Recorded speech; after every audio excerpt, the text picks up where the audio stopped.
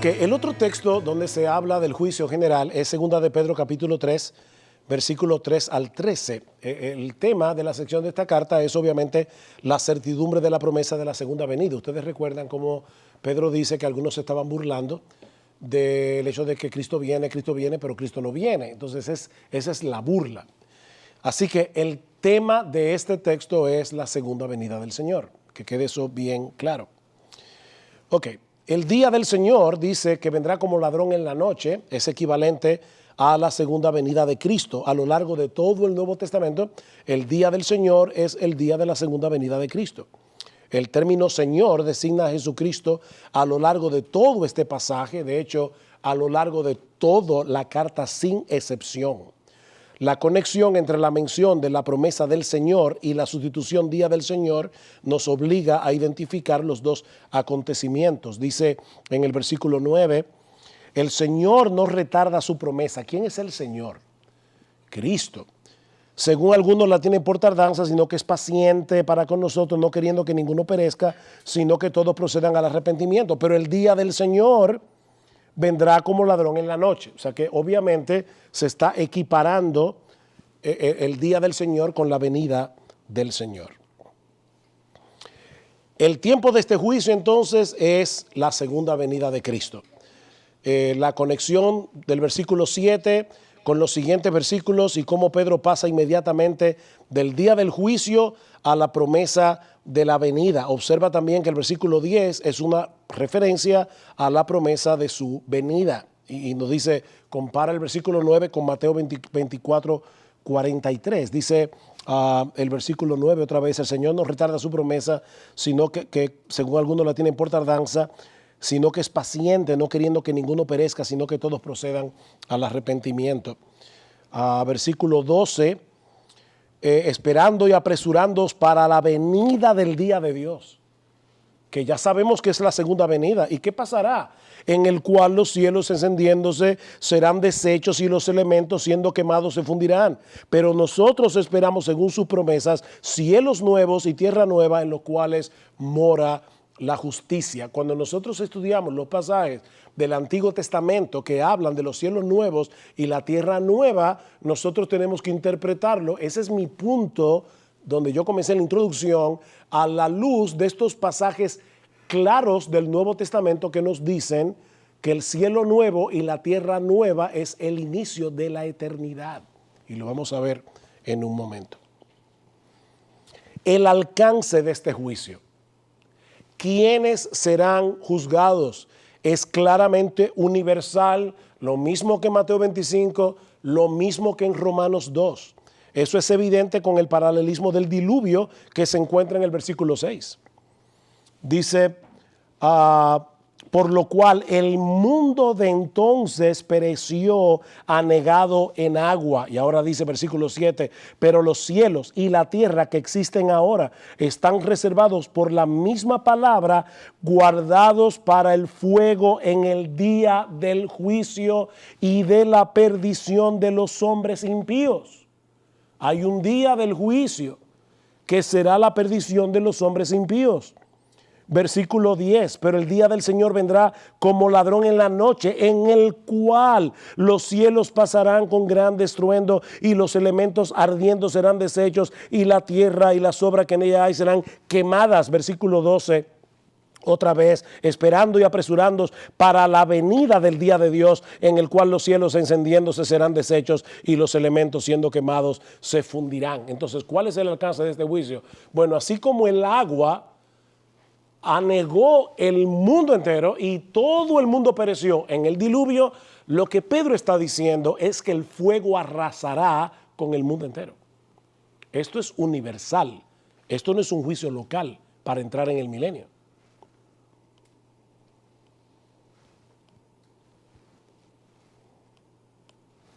Parece que se me descargó esto. Los resultados del juicio. La destrucción eterna de los malos, versículo 7. Pero los cielos y la tierra que existen ahora están reservadas por la misma palabra, guardadas para el fuego en el día del juicio y de la perdición de los hombres impíos. Versículo 9, el Señor no retarda su promesa, según algunos la tienen por tardanza, sino que es paciente para con nosotros, no queriendo que ninguno perezca. Es evidente que está hablando aquí de condenación. O la bendición eterna de los creyentes, versículo 13. Pero nosotros esperamos, según sus promesas, cielos nuevos y tierra nueva en los cuales mora la justicia. Entonces, ¿cuál es el resultado de este juicio? El mismo que Mateo 25, vida eterna, condenación perpetua. El mismo que Romanos 2, vida eterna, condenación perpetua. Segunda de Pedro 3, vida eterna, condenación perpetua.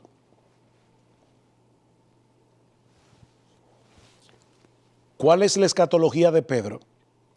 El mundo de entonces fue destruido por agua. El mundo que existe ahora será destruido por fuego. ¿Y qué viene después? Cielos nuevos y tierra nueva. De verdad, hermanos, no voy a gracias, hermano, que me hizo una observación, pero voy a decirlo de esta manera. Yo creo que la lectura natural del pasaje, la natural, es esta. Introducir 1000 años no deja de ser forzado. Y la única razón por la cual vamos a introducir esos 1000 años ahí es porque en Apocalipsis 20 se mencionan. Pero si no tuviéramos Apocalipsis 20, o, porque sí tenemos Apocalipsis 20, gracias al Señor, o si Apocalipsis 20 se pudiera interpretar de otra manera, que no sea un reino terrenal, de personas en cuerpos naturales, en cuerpos glorificados, etcétera, entonces este esquema está muy claro. El esquema de Pedro, ¿cuál es? El mundo de entonces fue anegado en agua. El mundo que existe ahora será destruido por fuego. ¿Qué viene después? Cielos nuevos y tierra nueva, donde mora la justicia, porque ya los impíos fueron destruidos. De hecho, esa es la razón por la que Jesús no ha vuelto. Eso es lo que dice Pedro. Dice, si Jesús hubiera vuelto, ya no hubiera habido oportunidad. Entonces los elegidos tienen que salvarse en esta etapa porque después no habrá otra oportunidad.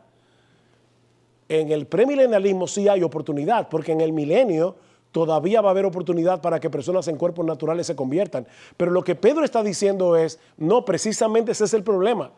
Cristo no ha vuelto todavía porque después de la segunda venida de Cristo ya no hay oportunidad. Ya no hay oportunidad. Es la destrucción de los impíos. Lo mismo que dice Mateo 25, lo mismo que dice Romanos capítulo 2. Ahí lo vemos todavía más claro. Yo no creo que necesitemos ver el primer círculo, porque eso ustedes, no creo que ahí nadie tenga problemas, que el mundo fue creado por la palabra, etcétera. El mundo que existe ahora está reservado para el fuego. Hay burladores, estamos en los postreros días, está en pie por la paciencia del Señor.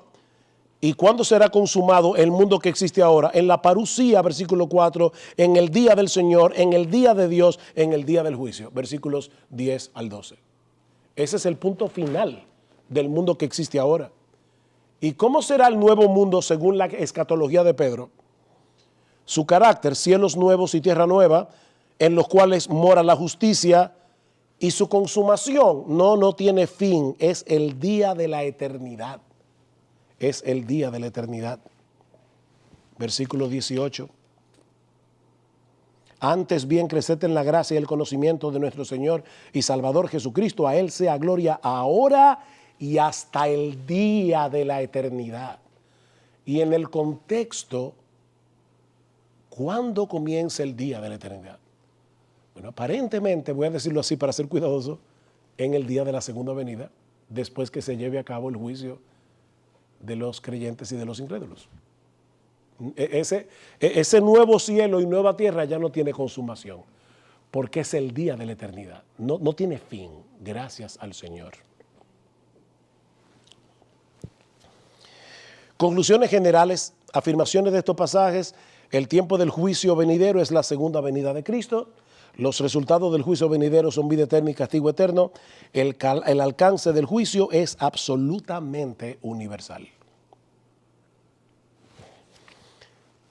Conclusión, este siglo venidero, dividido por el juicio general en la segunda venida. La pregunta es, ¿cómo encajamos en este esquema el reino de 1000 años propuestos por los premilenialistas?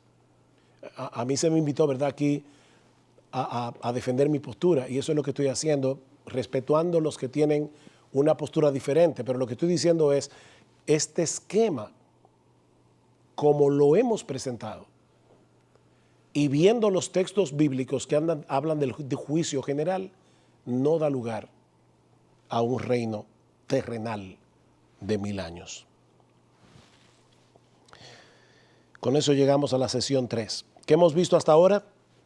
División estructural, este siglo y el venidero.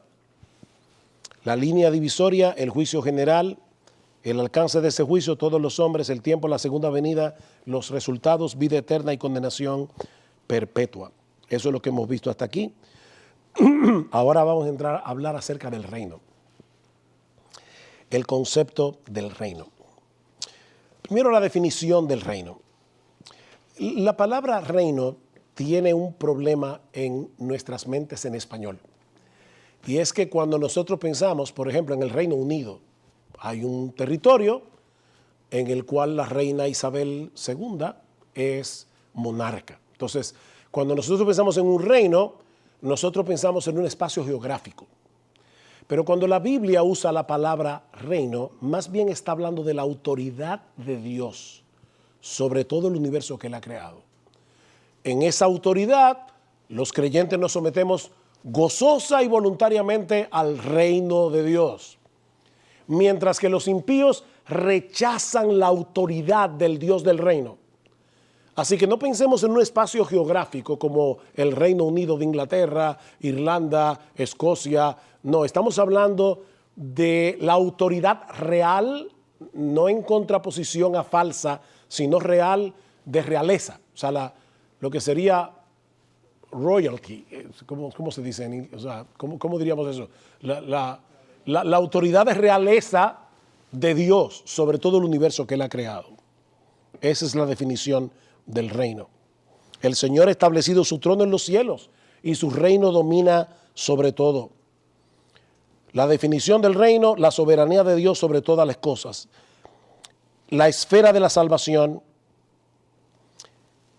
Mirándolo, Jesús le dijo, qué difícil es que entren en el reino de Dios los que tienen riqueza. Pregunta, si nuestro Dios, dice el Salmo, reina sobre todo, ¿cómo estamos hablando aquí de alguien que entra en el reino de Dios? Bueno, por lo que acabo de decir, la autoridad de Dios es universal, pero no todos la reconocen. Cuando uno se arrepiente de sus pecados y cree en el Señor Jesucristo, entonces a través del nuevo nacimiento uno entra en el reino de Dios, que es la esfera de la salvación, donde nosotros obedecemos a Cristo. No perfectamente, pero sí genuinamente, sinceramente, con un deseo de agradar al Señor. Jesús respondió, en verdad te digo que el que no nace del agua y del Espíritu no puede entrar en el reino de Dios. Obviamente, hermanos, y no estoy siendo irónico aquí, pero yo creo que los premilenialistas van a estar de acuerdo conmigo en que Jesús no está hablando del milenio. Cuando dice aquí, no puede entrar en el reino de Dios el que no ha nacido de nuevo. No es que no va a entrar en el milenio, es que no va a entrar en esa esfera de salvación en el que Dios nos gobierna por medio de su ley y de su palabra. Desde los días de Juan el Bautista hasta ahora, el reino de los cielos sufre violencia y los violentos los conquistan por la fuerza. No todos entran en el reino de Dios. El Hijo del Hombre enviará a sus ángeles y recogerán de su reino a todos los que son de tropiezo y a los que hacen iniquidad. Pregunta, según la parábola del trigo y la cizaña que ya estudiamos, ¿cuándo va a pasar eso? En el fin del siglo. En el fin del siglo, donde vendrá la siega y los impíos serán quemados. Sin embargo, es interesante que Cristo dice que esos impíos van a ser recogidos de su reino. Entonces, ¿inauguró Cristo o no el reino? Es un reino inaugurado que no ha sido consumado, pero Él está diciendo, ellos van a ser sacados de mi reino, pero el misterio del reino es que todavía hayan impíos aquí a pesar de que ya Cristo es rey.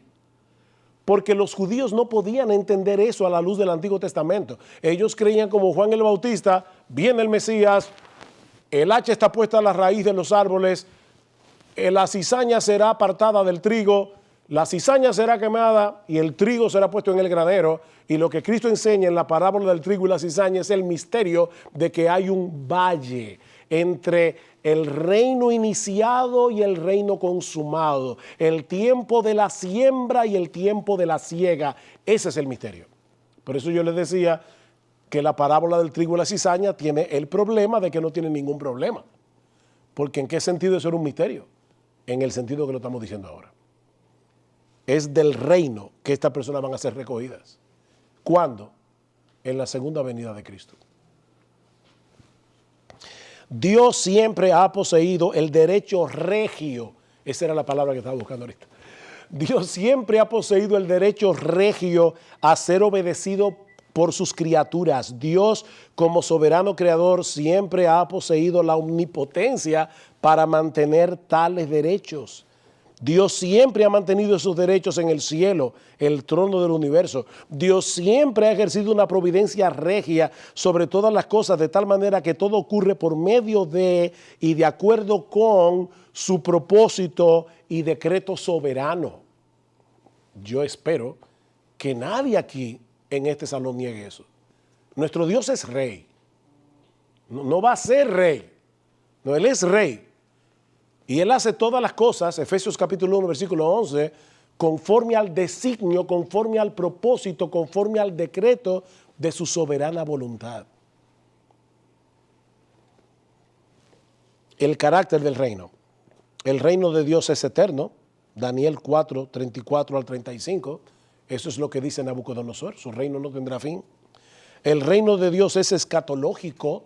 Por eso nosotros oramos y decimos, venga tu reino. La realidad del pecado y la derrota futura de las fuerzas del mal hacen necesaria la oración, venga tu reino. Entonces, ustedes ven cómo vivimos en una tensión entre el ya y el todavía no. Por fin, ¿estamos en el reino o no estamos, o estamos esperando que venga el reino? Respuesta, sí. Las dos cosas. Porque el reino es una realidad presente en un sentido y es una realidad futura en otro sentido. Nosotros estamos pidiéndole al Señor, venga a tu reino, por favor, Señor, ya ven, que tu reino se consume aquí en la tierra, que tu trono sea establecido para siempre. El reino de Dios es la meta escatológica de la historia. Por esa razón. En los días de estos reyes, el Dios del cielo levantará un reino que jamás será destruido. Y este reino no será entregado a otro pueblo, desmenuzará y pondrá fin a todos aquellos reinos y Él permanecerá para siempre. ¿Cuándo pasó eso? Cuando Cristo nació. Dice que en los días del cuarto rey, que es Roma, va a venir una piedra no cortada con manos que va a crecer y se va a hacer un gran monte. Y ahí es que dice, el Dios del cielo levantará un reino que jamás será destruido. Ese es el reino de nuestro Señor Jesucristo, que ya fue inaugurado. Y que no será destruido, porque las puertas del Hades no prevalecerán contra los suyos. Eso lo veremos después con más calma, 1 Corintios 15. Entonces, la venida del reino es pasada, presente o futura. La venida del reino es aún futura. Mateo 5:3, bienaventurados los mansos, bienaventurados los pobres en espíritu, porque de ellos es el reino de los cielos.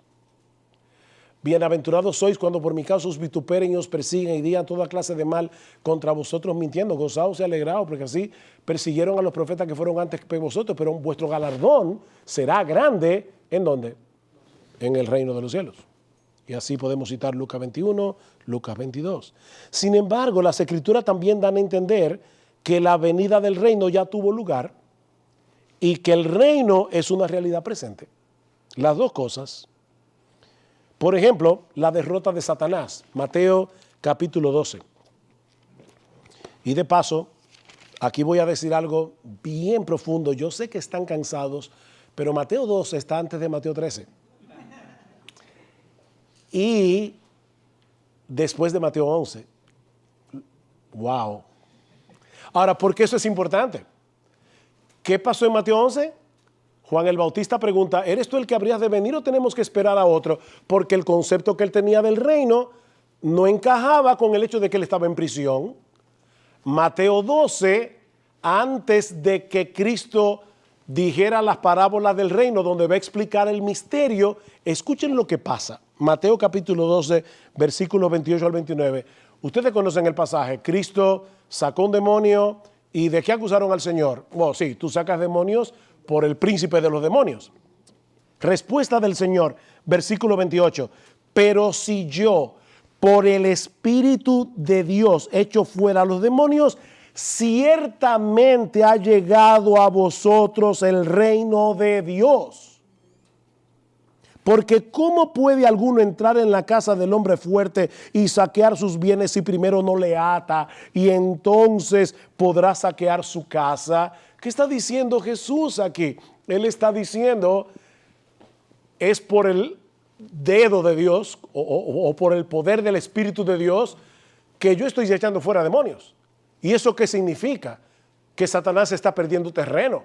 Eso significa que el reino de Dios ya llegó.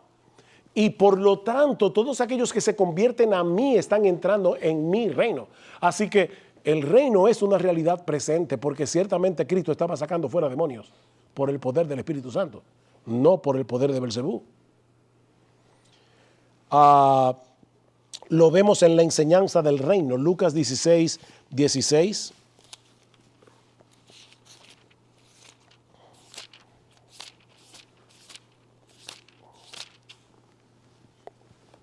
La ley y los profetas eran hasta Juan. Desde entonces el reino de Dios es anunciado y todos se esfuerzan por entrar en él. No todos se esforzarán por entrar en él. Todos se esfuerzan en el tiempo presente por entrar en ese reino. Y lo mismo podemos ver en Mateo capítulo 11, versículos 11 al 14. De cierto os digo, entre los que nacen de mujer no se ha levantado otro mayor que Juan el Bautista, pero el más pequeño en el reino de los cielos mayor es que él. Desde los días de Juan el Bautista hasta ahora el reino de los cielos sufre violencia y los violentos lo arrebatan, porque todos los profetas y la ley profetizaron hasta Juan, y si queréis recibirlo, él es aquel Elías que había de venir. Fíjense, Cristo está hablando aquí del reino como algo presente. En sus días, el reino de los cielos estaba sufriendo violencia, pero algunos estaban entrando en él, por la gracia del Señor. La entrada del reino, Mateo 23, 13.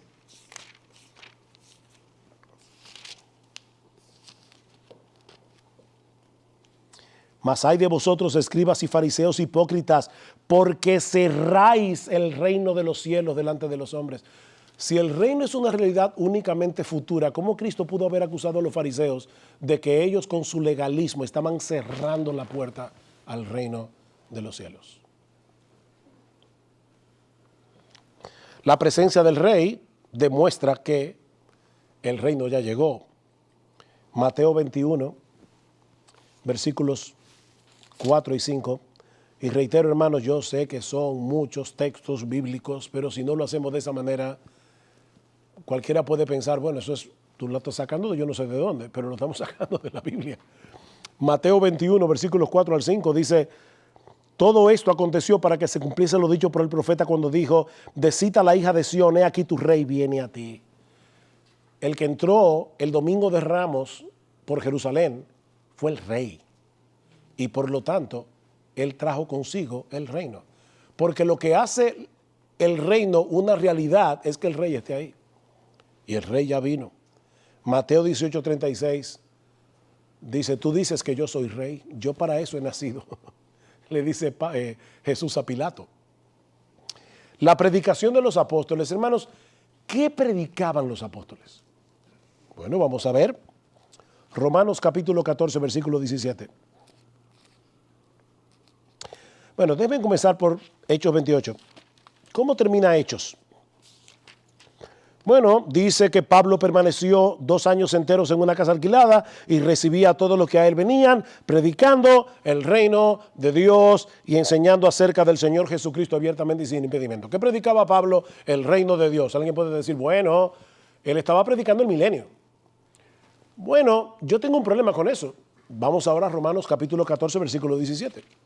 ¿Estaba predicando Pablo un reino futuro o estaba predicando Pablo un reino presente? Pablo dice en Romanos 14, 17, para hablar de la contienda que tenían los hermanos débiles con los hermanos fuertes, dice en el versículo 17, porque el reino de Dios no es comida ni bebida, sino justicia, paz y gozo en el Espíritu Santo. Él está diciendo, ustedes ahora mismo no se están comportando como verdaderos ciudadanos del reino de Dios, porque el reino de Dios no es para estar peleando por comidas y bebidas. El reino de Dios consiste en otra cosa. Primera a los Corintios, capítulo 4, versículos 19 al 21. Pero iré pronto a vosotros, si el Señor quiere, y conoceré no las palabras, sino el poder de los que andan envanecidos, porque el reino de Dios no consiste en palabras, sino en poder. O sea, Pablo está diciendo a los superapóstoles que había en la iglesia de Corintios, falsos apóstoles, y que estaban atacando a Pablo, dice, cuando yo vaya a Corinto, vamos a ver el poder de esos superapóstoles, porque si ellos de verdad son apóstoles de Cristo, sus palabras deberían tener poder transformador. ¿Saben por qué? Porque el reino de Dios no consiste en palabras, el reino de Dios consiste en poder, en un poder que transforma vidas. No está hablando de algo futuro. Colosenses capítulo 1, versículo 13.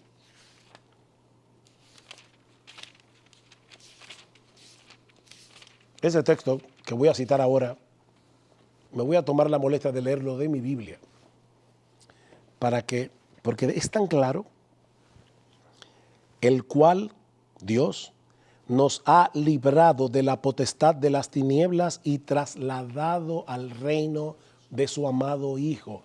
¿Estamos en el reino, sí o no? Porque aquí dice claramente que nosotros hemos sido trasladados ya. Eso pasó al reino de su amado Hijo. El reino es una realidad presente. Hebreos 12, 28.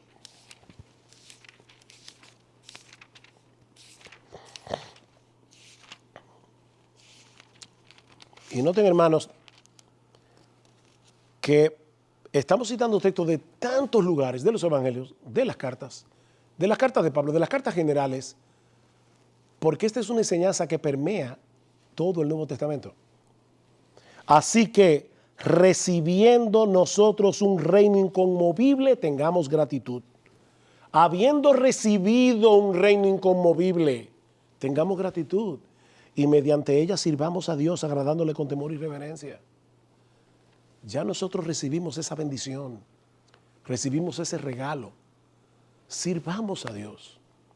Que de paso, hermanos, una de las cosas que me da tristeza es que a veces en esta controversia del premilenialismo, amilenialismo, postmilenialismo, pretribulacionismo, dispensacionalismo, de verdad a veces perdemos de vista de qué se trata esto.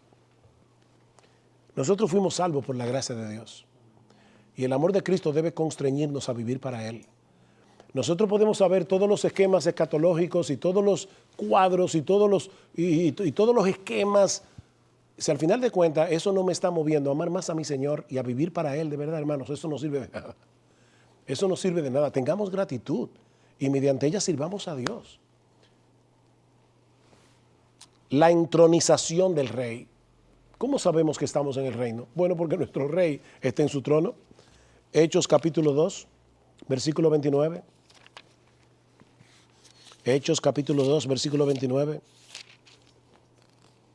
Varones hermanos, después que Pedro cita el Salmo 16, dice, varones hermanos, se puede decir libremente del patriarca David que murió y fue sepultado y su sepulcro está con nosotros hasta el día de hoy. Pero ¿qué enseña el Salmo 16? No dejarás que tu santo vea corrupción. ¿Qué es lo que Pedro está diciendo? Pedro está diciendo, hermanos, de verdad, estudien su Antiguo Testamento. ¿David vio corrupción? Sí, Entonces no pudo haber sido acerca de él mismo que él escribió el Salmo 16. Y lo triste es en cuántas iglesias se predica el Salmo 16 y se habla del consuelo, de que Jehová está siempre delante de mí, etcétera. Y no se habla de la resurrección de Cristo cuando el Salmo 16, el tema es la resurrección de Jesús. Y Pedro lo que está diciendo a los judíos de su época era, ustedes debieron haberlo interpretado bien, porque es lógico que David se pudrió en la tumba. Y lo que él le pidió a Dios fue, no dejes que mi alma se pudra en el Seol. Entonces no puede haber sido de David.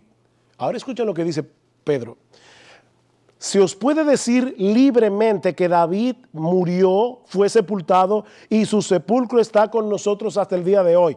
Pero siendo profeta y sabiendo que con juramento Dios le había jurado que de su descendencia en cuanto a la carne levantaría al Cristo para que se sentase en su trono como ¿qué? Como el rey davídico prometido en el pacto davídico,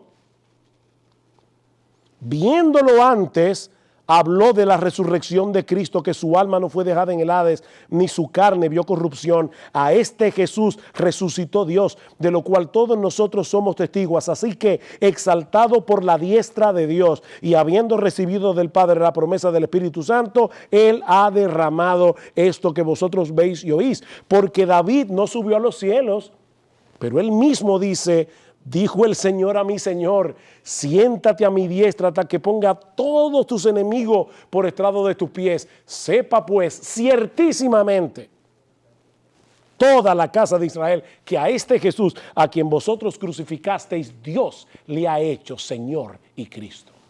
Hermanos, ¿qué significa eso? Wow, eso es, aparte de toda discusión y controversia teológica, en medio del caos moral en el que nosotros estamos viviendo. Qué bueno es saber que nuestro Señor Jesucristo reina. Él reina, Él es Señor, Él está sentado en su trono. Eso no es solo una realidad futura, es una realidad presente. Efesios capítulo 1, versículos 20 al 23.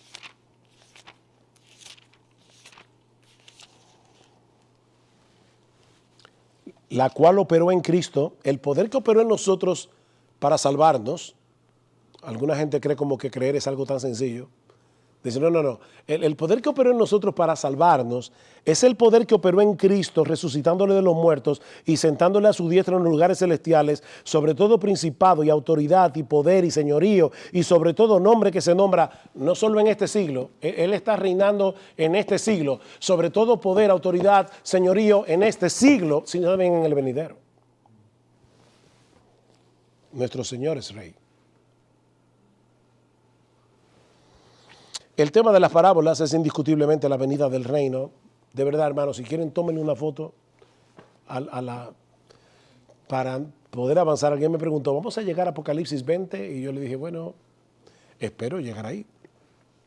Pero en todos esos textos, ¿de qué se habla? De la venida del reino. El énfasis común de estas parábolas es clarificar en la mente de los discípulos el verdadero carácter del reino por causa de los conceptos equivocados que ellos tenían. Y ahí se cita Mateo 3 en la predicación de Juan el Bautista. ¿Recuerdan cuando, que ya lo he citado varias veces, que Juan el Bautista decía, ya la raíz está, el hacha está puesta a la raíz de los árboles? Para Juan el Bautista llegó el Mesías y acabó con todo. Él no entendió que el reino iba a tener una etapa de siembra y una etapa de siega.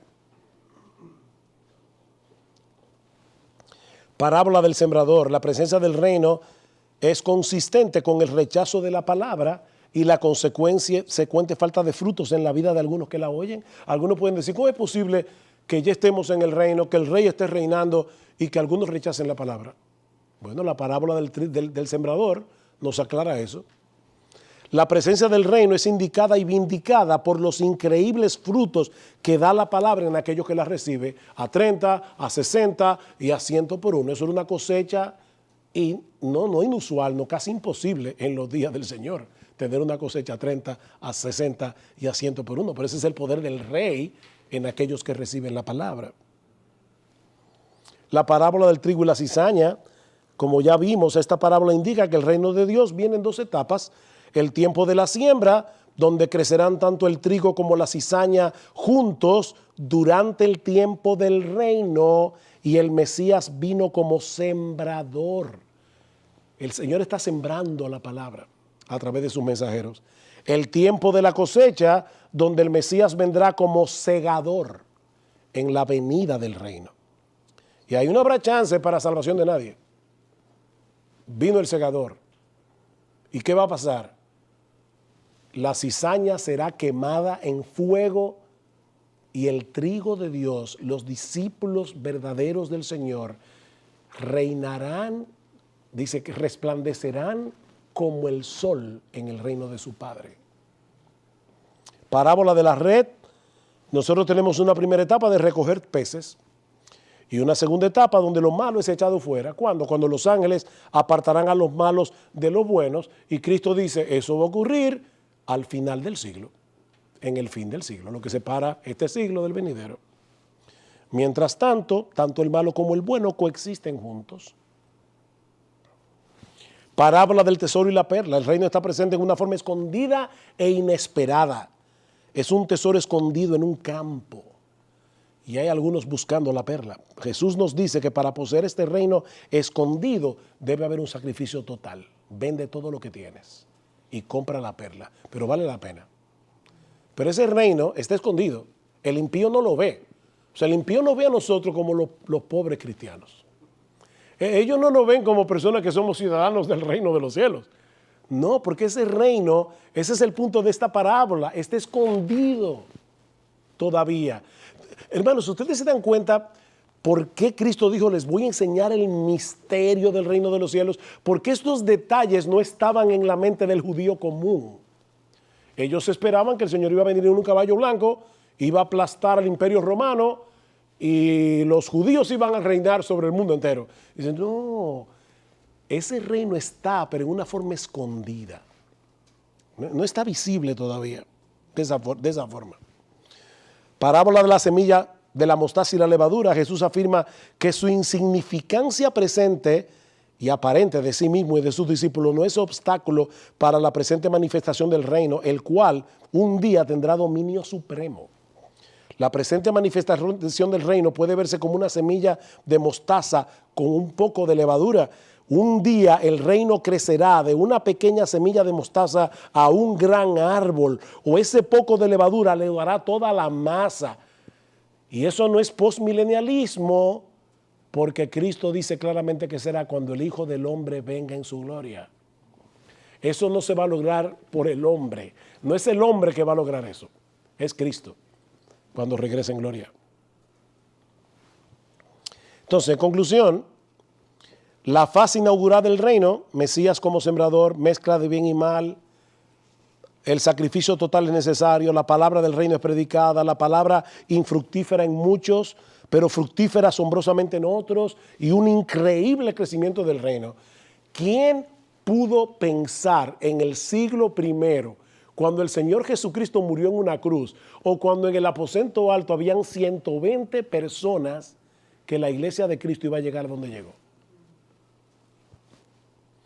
Bueno, ese es el avance del reino.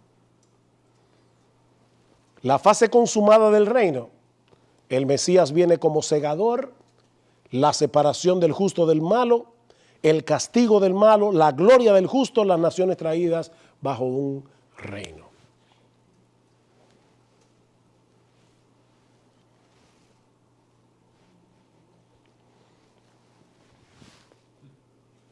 ¿Están cansados? ¿Le damos 10 minutos más? Seguimos.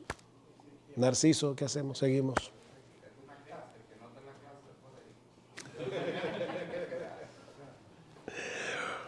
Bien, hermanos, ¿qué hemos visto hasta ahora? Este esquema, sí, este siglo, el siglo venidero, dividido por el juicio general y la segunda venida de Cristo. Insisto, en nuestro esquema, como entendemos la Escritura, no vemos dónde puede encajar aquí un milenio, donde habrá personas con cuerpos naturales, donde habrá muerte, donde habrá pecado, Yo creo que los textos como Isaías 65 tienen una interpretación clara en el Nuevo Testamento refiriéndose a la eternidad, no a un milenio, a la eternidad. Y de hecho me sorprende, no voy a hablar de Isaías 65 porque yo no voy a criticar este libro, aunque lo he hecho referencia varias veces, pero en el mismo texto de Isaías al final dice claramente, no harán más mal en todo mi santo monte. O sea, el nuevo cielo y nueva tierra del que habla Isaías es un tipo de reino en el que ya no habrá mal, pero en el reino premilenial sí habrá mal al final. Pero Isaías dice claramente que no. Así que obviamente yo tengo que interpretar Isaías 65, que habla de nuevos cielos y de nueva tierra, como lo interpreta Pedro, como lo interpreta Juan. Tres textos que presentan el reino, ya vimos Mateo 13, presenta el reino en parábolas, 1 Corintios 15 presenta el reino en prosa y Apocalipsis 20 presenta el reino en lenguaje apocalíptico. Así que nos estamos acercando a Apocalipsis 20, pero primero tenemos que ver ahora, bueno, ya vimos esto, lo voy a saltar a 1 Corintios 15. Este texto, hermanos, es extremadamente importante, porque aquí vemos el reino en prosa. Recuerden Números 12. Hay, para aquellos que llegaron más tarde, según Números capítulo 12, cuando se habla en visión, en sueños, como Dios le habló muchas veces a los profetas, es en un lenguaje más oscuro que cuando Dios habla como le hablaba a Moisés, cara a cara y claramente. Bueno, lo que estamos diciendo es que aunque los premilenialistas nos dicen que nosotros debemos interpretar todos los textos del reino a la luz de Apocalipsis 20, nosotros decimos que es al revés, que debemos interpretar Apocalipsis 20 a la luz de estos textos que están más claros. Entonces vamos a 1 Corintios capítulo 15, versículo 20 al 28. 1 Corintios capítulo 15, versículo 20. Este texto sí lo voy a tener que leer. Es muy importante. Mas ahora Cristo ha resucitado de los muertos, primicia de los que durmieron es hecho, porque por cuanto la muerte entró por un hombre, también por un hombre la resurrección de los muertos. Porque así como en Adán todos mueren, también en Cristo todos serán vivificados. Pero cada uno en su debido orden. Cristo las primicias, luego los que son de Cristo en su venida, luego el fin. Aquí es donde los premilenialistas introducen el milenio. Yo les decía que ellos ven la misma brecha que había en el Antiguo Testamento, ellos la ven en el Nuevo Testamento. Y eso les permite hacer una brecha de, no estoy siendo irónico, hermano, pero si es dispensacionalista, una brecha de 1007 años. Pero aquí lo que dice es, luego el fin, cuando entregue el reino al Dios y Padre, cuando haya suprimido todo dominio, toda autoridad y potencia, porque preciso es que Él reine hasta que haya puesto a todos sus enemigos debajo de sus pies, y el postrer enemigo que será destruido es la muerte. Porque todas las cosas las sujetó debajo de sus pies. Y cuando dice que todas las cosas han sido sujetas a Él, claramente se exceptúa aquel que sujetó a Él todas las cosas, es decir, el Padre. Pero luego que todas las cosas le estén sujetas, entonces también el Hijo mismo se sujetará al que le sujetó a Él todas las cosas, para que Dios sea todo en todos. La pregunta es, ¿se puede introducir 1000 años entre el versículo 23 y el 24? Vamos a ver. Este pasaje es la respuesta de Pablo a la negación herética de la resurrección, ¿verdad? Recuerden, Pablo establece algunos corintios, como tenían una visión platónica de las cosas, decían, ¿y cómo es posible que este cuerpo vaya a resucitar? Recuerden que los griegos, influenciados por Platón, creían que el cuerpo era malo, lo físico, y que el alma era buena. Por eso es que lamentablemente muchos místicos de la Edad Media, como Teresa de Jesús, veían este cuerpo como una prisión del alma. ¿Recuerdan aquel famoso poema de esta cárcel y estos hierros en que el alma está metida, solo esperar la salida me causa un dolor tan fiero que muero porque no muero? O sea, ella veía el cuerpo humano como una cárcel, como una prisión del alma. Bueno, algunos corintios lamentablemente estaban viendo las cosas así. Y dicen, ¿cómo que va a haber una resurrección? Y Pablo dice, si no hay resurrección, entonces Cristo tampoco resucitó. Y si Cristo no resucitó, vana es nuestra fe. Así que en los versículos 1 al 11, Pablo establece las bases para refutar ese pensamiento, el hecho de que obviamente Cristo resucitó y muchos lo vieron resucitado. Versículos 12 al 28, Pablo lleva su argumentación a través de dos líneas de pensamiento. Del 12 al 19, Pablo argumenta que negar la resurrección es negar el evangelio. Eso no lo tengo que probar, ¿verdad? Negar la resurrección es negar el evangelio. En los versículos 20 al 28, que la resurrección de Cristo asegura la resurrección de su pueblo. O sea, recuerden, ¿cuál es el problema de los corintios? No podemos aceptar que hay una resurrección. Pero es que el Cristo resucitó, versículos 1 al 11. Es que si Cristo no resucitó, el evangelio es vano, versículos 2 al 19. Es que el hecho de que Cristo resucitó asegura nuestra resurrección. Ese es el argumento en sentido general. Este vistazo general aclara puntos importantes para el entendimiento de este pasaje. La relevancia para el asunto que nos ocupa lo vemos en los versículos 24 al 28, donde Pablo nos muestra que el tema de la resurrección está íntimamente relacionado con el reino de Dios. Ya lo leímos. Se me cerró la Biblia. El tema del pasaje, ya lo dijimos, es la resurrección de Cristo y de los creyentes. El alcance de este pasaje solo se refiere a la resurrección de los creyentes. La resurrección de los impíos es irrelevante al tema. Obviamente, porque Pablo no está hablando de ese tema. Está hablando de la resurrección de los creyentes. La idea central de este pasaje, el propósito de Pablo al introducir el tema del reino de Dios es subrayar la absoluta necesidad de la resurrección de los creyentes. ¿Por qué es absolutamente necesario? Si ustedes conocen 1 Corintios 15, deben poder responder esta pregunta. ¿Por qué es absolutamente necesaria la resurrección de los creyentes a la luz del reino de Dios que viene? Recuerden que hay dos aspectos del reino, futuro y presente. A la luz del reino futuro, ¿por qué es importante? ¿Por qué es necesaria? Es una pregunta que no es retórica. Lo dice el texto. No tienen que ir más lejos de 1 Corintios 15. Porque la carne y la sangre no pueden heredar el reino de Dios. Eso va a decir Pablo más adelante. 1 Corintios 15. ¿Qué dice Pablo? Al final. He aquí os digo un misterio. Perdón, versículo 50. Pero esto digo, hermanos, que la carne y la sangre no pueden heredar el reino de Dios, ni la corrupción hereda la incorrupción. Así que el tema de la resurrección y el tema del reino están íntimamente conectados. Hay que resucitar para entrar en ese reino, en el reino futuro, en los nuevos cielos y la nueva tierra. Entonces, ¿qué es lo que Pablo nos presenta en 1 Corintios 15? Lo mismo que Mateo 13, las dos etapas del reino. Solo que Pablo lo presenta como, en vez de el tiempo de la siembra, Pablo lo presenta como el tiempo de la conquista. Cristo está conquistando a sus enemigos hasta que ponga a todos tus enemigos por estrado de tus pies. ¿Cuándo comienza este reino de conquista? Cuando Cristo fue entronizado en su resurrección. Versículo 23. Pero cada uno en su debido orden. Cristo las primicias.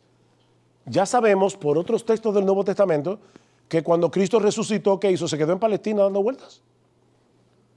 ¿Qué hizo Cristo? Respondan, no se preocupen. Ascendió a los cielos y está sentado a la diestra del Padre. Así que ya Cristo fue entronizado y ahí estará, dice el texto, hasta que ponga a todos tus enemigos por estrado de tus pies. Es preciso que Él reine hasta que ponga a todos tus enemigos por estrado de tus pies. Eso está pasando ahora. Cristo está reinando y está poniendo a todos sus enemigos por estrado de sus pies a través de la salvación. Porque no olviden que el tema de 1 Corintios 15 es la resurrección de los creyentes. La resurrección de los impíos no está contemplada. El Señor está salvando almas, está sembrando por medio de la palabra, está conquistando a sus enemigos. Salmo 110, tus enemigos se te ofrecerán voluntariamente en el día de tu poder. Cristo no tiene mercenarios en su ejército. Nosotros nos ofrecemos voluntariamente a pelear por Él, espiritualmente hablando. Y aquel sea nuestro rey. Así que Cristo fue entronizado en su resurrección y ascensión. Ahí comenzó su reino de conquista. ¿Cuándo termina? Dice Pablo, cuando el último enemigo, la muerte, es destruido por Cristo en la resurrección de su pueblo en su segunda venida. Ahí termina el reino de conquista, para comenzar el reino eterno.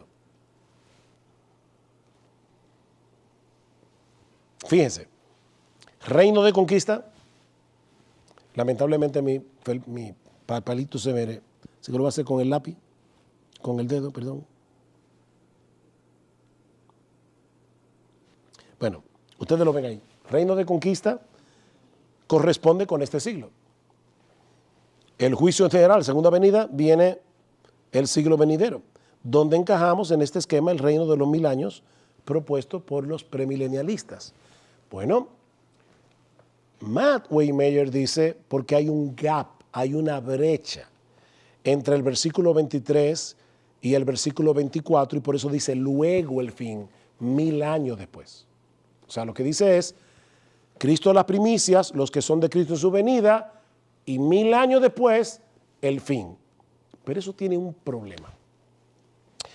El problema es lo que dice el versículo 51. He aquí os digo un misterio, no todos dormiremos, pero todos seremos transformados en un momento, en un abrir y cerrar de ojos, a la final trompeta, porque se tocará la trompeta y los muertos serán resucitados incorruptibles y nosotros, si estamos vivos, seremos transformados.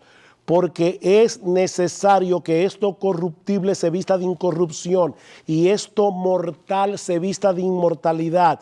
Y cuando esto corruptible se haya vestido de incorrupción y esto mortal se haya vestido de inmortalidad, entonces se cumplirá la palabra que está escrita, sorbida es la muerte en victoria. ¿Dónde está, oh muerte, tu aguijón? ¿Dónde, oh sepulcro, tu victoria? Mis hermanos, la lectura natural de este texto es que hay un postrer enemigo que tiene que ser destruido, es la muerte. Y según el final de 1 Corintios 15, ese enemigo será destruido en la resurrección de los creyentes. No sé si pudieron ver con calma. Yo estoy leyendo, yo quiero que ustedes, hubiera querido ponerlo en pantalla porque yo necesito que lo vean en el texto, pero porque a veces uno escuchando se puede perder de algo. Pero está diciendo, cuando esto corruptible se haya vestido de corrupción y esto mortal se haya vestido de inmortalidad, entonces se cumplirá la palabra que está escrita, sorbida es la muerte en victoria. Si ustedes lo ven, es exactamente lo mismo que Pablo dice en el versículo 24. Vamos atrás. Luego el fin. ¿Qué cualifica ese luego el fin? Dos cuandos. Cuando entregue el reino al Dios y Padre, cuando haya suprimido todo dominio, toda autoridad y toda potencia. Ese es el fin. Dice, porque, ahora va a explicar, es preciso que Él reine hasta que haya puesto a todos sus enemigos debajo de sus pies. Y el postrer enemigo que será destruido es la muerte. ¿Y cuándo va a pasar eso? Según los versículos 51 en adelante. Cuando esto mortal se vista de inmortalidad y esto corruptible se vista de incorrupción. Hermanos, el texto lo que está enseñando es que en ese momento, en la resurrección de los creyentes, la muerte será vencida. La muerte ya no será más. Ni al final del milenio, ni en ningún otro momento. La muerte se acabó. Eso es lo que está enseñando Pablo en ese pasaje. No hay lugar para meter 1000 años entre el versículo 23 y el 24. De verdad, hermano, meter una brecha ahí es volver a las brechas del Antiguo Testamento, pero en la prosa natural que Pablo está diciendo ahí, no cabe. No cabe, definitivamente. Recuerden, yo estoy defendiendo mi punto, ¿verdad? Por eso creo en lo que creo. Y no olviden que yo era dispensacionalista, pretribulacionista, premilenialista. O sea, yo conozco el otro campo. Yo estoy tratando de no hacer un muñeco de paja de lo que creen mis hermanos premilenialistas. Porque yo era premilenialista. Yo entiendo ese campo porque yo vengo de ahí. Pero hermanos, de verdad, yo no veo eso. Ni lo veo en Mateo 13, en las parábolas del reino, ni lo veo en 1 Corintios capítulo 15. Yo veo un esquema, como yo le decía al principio, muy simple. Cuando digo simple, no me estoy refiriendo a lo que me dijiste ahorita. No, estoy diciendo simple en el sentido de que es un esquema que solo tiene 2 gavetas. Es como cuando nos vamos a mudar en una casa, ¿verdad? Mujeres que están aquí pueden entender eso perfectamente. Y hay una despensa en la cocina y la despensa no tiene tramo. Entonces tú dices, la despensa no me sirve de nada. Yo necesito que le pongas tramo para poder organizar las cosas. Bueno, lo que estamos diciendo, que yo digo que es simple, no estoy diciendo el que no piense como yo, ¿cómo puede ser que no lo esté viendo? No, lo que estoy diciendo es que el esquema escatológico de la Biblia es sencillo y simple porque solo tiene 2 tramos, este siglo y el venidero. O todo cabe en este siglo o en el siglo venidero, no hay otro tramo. Entonces, es en ese sentido que estoy diciendo que es muy simple. Pudiera decir muchas cosas, todavía estoy grabando, porque voy a recomendar, de verdad, yo no voy a poder entrar en Apocalipsis 20 con todos los detalles, pero los que pueden leer en inglés, yo creo que el mejor comentario o uno de los mejores comentarios que hay de Apocalipsis capítulo 20 se encuentra en el libro de Revelation de G.K. Beale, que es un erudito del Nuevo Testamento, y él dedica más de casi 70 páginas solamente a Apocalipsis 21 al 10. Y es interesante ver cómo Bill conecta Apocalipsis 20 con Ezequiel 37, 38 y 39, porque es casi una reiteración de esos pasajes. Y en ese sentido, yo creo que es bueno que veamos ese pasaje de Apocalipsis 20 a la luz de toda la historia de la redención. Pero yo recomiendo a Bill.